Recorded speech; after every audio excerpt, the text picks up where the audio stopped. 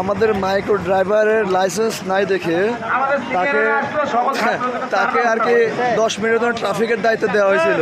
এসে আসতেছে আপনাকে টাইম শেষ। ট্রাফিকের দায়িত্ব পালন করে কেমন লাগলো? আর ছোট ভাইরাদের দায়িত্ব পালন করতেছে, ঠিক আছে কি? ঠিক আছে তো নাকি?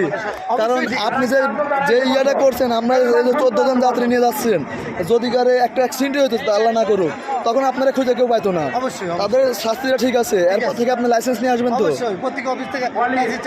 ওয়াদা করছেন তো, আর কোথাও দুর্নীতি করবেন না কাকু। কোনো পুলিশ প্রশাসনে আমি বলি